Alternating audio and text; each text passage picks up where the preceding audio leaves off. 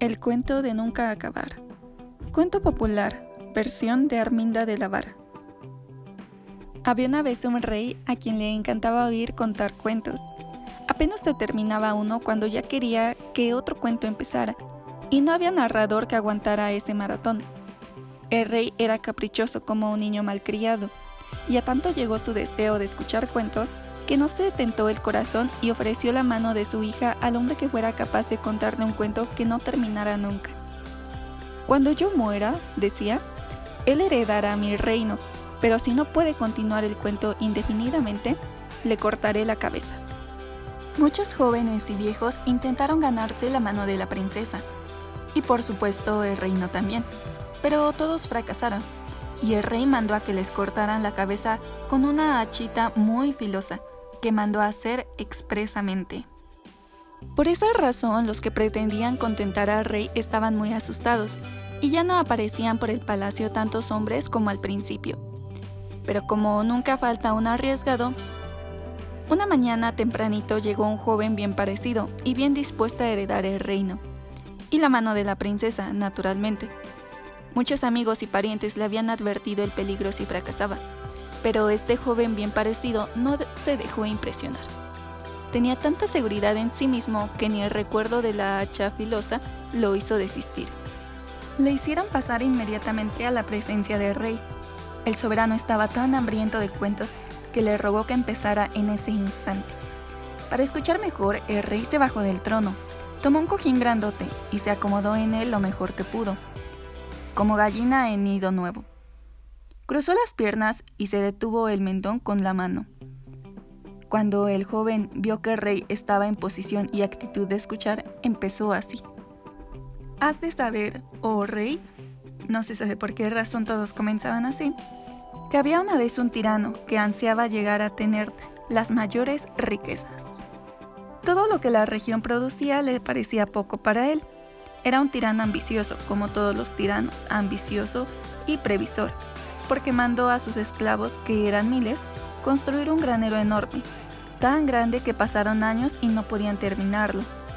Cuando por fin quedó, el granero era tan alto como una altísima montaña, y desde lejos podía verse con unas nubecitas encima.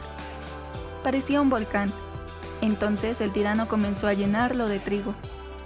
Hileras interminables de esclavos llevaban en sus espaldas sacos y más sacos llenos de trigo, y los vaciaban en aquel granero gigantesco. Muchos años tardaron en llenarlo, pero lo llenaron al fin. Y como si hubieran estado esperando solo eso, las langostas cayeron sobre aquel reino, destruyéndolo todo. Cuando la plaga había acabado con la última briznita verde, atacaron el granero del rey. El granero estaba muy bien construido, pero como al mejor cocinero se le quema la sopa, los albañiles se habían descuidado y habían dejado un agujerito en una pared del granero. Era un agujero pero tan chiquito que solo una langosta esbelta podía pasar por él. Una de ellas penetró por el agujerito y salió llevándose un grano de trigo.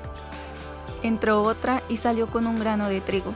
Entró una tercera y se llevó otro grano de trigo. Llevaba el narrador 5 horas haciendo que las langostas penetraran una a una al interior del granero, cuando el rey le interrumpió para decirle: «Quiero saber lo que pasó cuando las langostas acabaron de sacar todo el trigo». «Debe su majestad perdonarme», replicó el joven cortésmente, «pero todavía no ha llegado ese momento, y no puedo contar la segunda parte del cuento hasta no haber terminado la primera, y apenas voy empezando». Entró otra langosta más y se llevó otro grano de trigo, y luego otra más, y hasta allí no pudo escuchar el rey, porque comenzó a cabecear, luego a roncar y después a soñar con langostas. A veces se medio despertaba para preguntar: «¿Todavía se están llevando el grano?», pero al oír el narrador que seguía repitiendo: «Y entonces otra langosta se llevó otro grano de trigo», volvía a dormirse para volver a soñar con esbeltas langostas entrando y saliendo del granero. Así pasaron 6 largos meses, y todavía las langostas no acababan de sacar todo el trigo. Entonces el rey comprendió claramente que no podía resistir más, y preguntó entre bostezo y bostezo: ¿Durará tu cuento mucho tiempo todavía? Oh, rey, así decían, no sé por qué razón, todos los narradores de entonces. No puedo saber cuánto tardaré, porque las langostas han sacado apenas unos puñados de trigo, pero el granero todavía está lleno. Con el tiempo seguramente acabarán de vaciarlo. Tenga el rey paciencia. Y entonces otra langosta entró. El rey, por supuesto, caía en letargos que duraban horas para no oír el cuento de nunca acabar. En cierto momento se llegó a preguntar si viviría bastantes años para poder oír el final del cuento.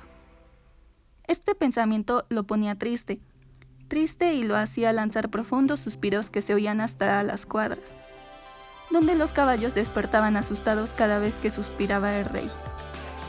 Transcurrieron semanas, meses, pasó un año, y el narrador seguía con el mismo sonsonete de las langostas, hasta que una tarde, después de una siesta más prolongada que las acostumbradas, el rey, colmada su paciencia, interrumpió al joven bien parecido para decirle: «Amigo, has mantenido tu promesa, pues voy viendo que tu cuento no se acabará nunca. No me interesa saber lo que hizo la langosta a quien le tocaba entrar ahora en el granero.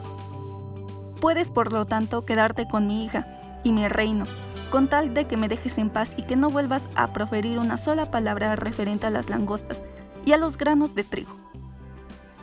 Y así quedó interrumpido el cuento de nunca acabar.